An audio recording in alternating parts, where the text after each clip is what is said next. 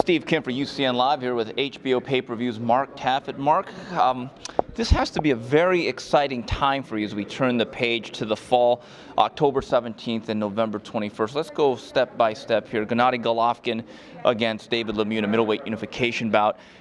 They've sold 15,000 tickets literally off the jump. Now, how does that correlate in your mind to pay-per-view interest? Well, I hope it's got a heck of a correlation because the ticket sales have been nothing short of phenomenal. The Madison Square Garden told us it is the biggest pre-sale in their history, and it's the quickest sale in their history to date. At this point, the promoters are expecting a full sellout, and it looks like it's going to be that way. And it just shows that Gennady is known by boxing fans. He's ready to burst through to superstardom, and a fight like this will go a long way toward that if he's successful. Mark, are you even surprised by the buzz this fight has created? Because I think it was a fight that I think certainly the hardcore fan or the HBO Showtime subscriber would certainly look forward to. But going on pay-per-view, there's always a little bit of an unknown with a guy that hasn't done it. But the reaction seems to be very strong. Again, did that surprise you? You know, every fighter, every great fighter, has their first pay-per-view fight at some point.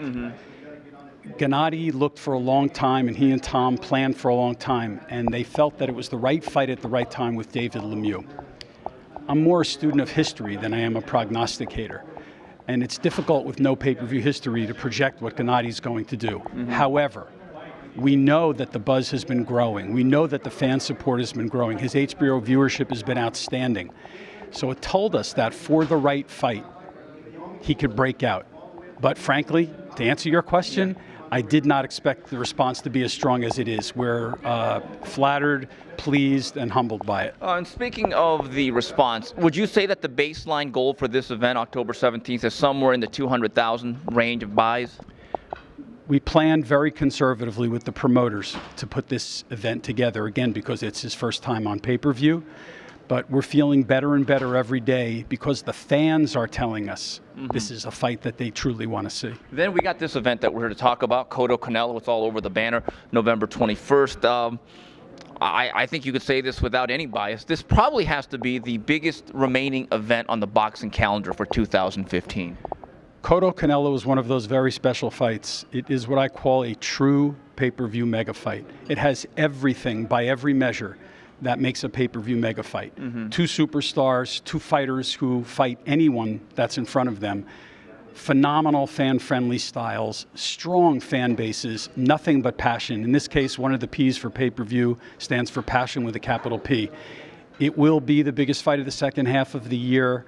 It's the biggest fight that can be made in the sport right now, and we are just thrilled that it's happening. Mark, are you worried at all, given the fact you are in the pay-per-view business? May 2nd was robust business. You guys certainly did well, but there was a backlash from the general public who did not feel as though they got their money's worth. Do you believe the night's actions or inactions of May 2nd in any way will affect future business? When you look at Cotto Canelo, and frankly, when you look at Golovkin Lemieux, you can't find a boxing fan that doesn't have a big smile on his or her face when they think about those two fights. We know we have fights that are not just worth the fans' time, but truly worth their money.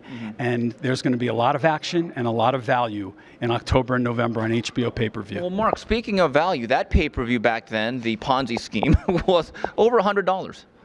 This one here, the two events, October 17th and November 21st, are much less. Would you say that that was more than just on purpose? You know, we always defer to the promoters on those decisions. Tom Loeffler and K2 felt very strongly that for Gennady's first pay-per-view fight, and with the attempt to maximize viewership all the time, they should provide as reasonable suggested retail price as possible.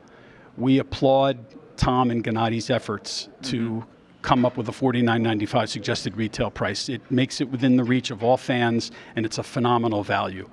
The November 21st Cotto Canelo suggested retail price hasn't been finalized yet, but it probably won't be significantly more than the Golovkin Lemieux suggested retail price. It will be a tremendous value for the fans when it is announced.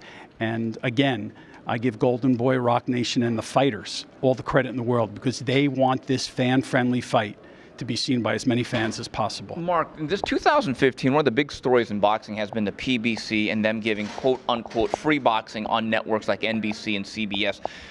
With that dynamic around, and it's something that is so prevalent, do you think in any way that that has hurt the pay-per-view model? When it comes to pay-per-view, if a fight is not just worth the fans' time, but is also worth their money, history shows us that fans are discerning, they recognize value, and they will buy the best fights. Golovkin, Lemieux, Cotto, Canelo, we know the fans are going to get their money's worth and are going to recognize how exciting those fights figure to be in the ring. As long as pay-per-view is not overused, as long as the biggest and the best fights are on pay-per-view, then the fans will always be there, and we're confident and looking forward to their support in October and November. Mark, that has been one of the trends of 2015. There's not going to be 8, 9, 10, 11 pay-per-view shows like there had been in the past. Do you believe that there is a happy medium of about, let's say, 3 to 5 major pay-per-view shows that could really basically be the baseline model moving forward? Yeah, I mean, if you have to pick a number, we love 4 or 5, no more than that. Once a quarter, fans get ready. They save their money and they watch a big fight on pay-per-view. If you provide the big fights, then the fans will be there. And yeah, I think your range of 3 to 5, 4, 5, 6, not more than that, is appropriate. And it's something while we, in the past, and you called me out many times on it, didn't always stick to that. I'm very proud that the last few years we have watched very carefully and been very discerning, and the fans have rewarded us with an increased average number of buys per fight. Okay, like they said in the Field of Dreams, build it and they shall come. Mark Taffet, you're going to have a very interesting fall. Good luck to you. Thanks a lot. You. Steve Kim for UCN Live.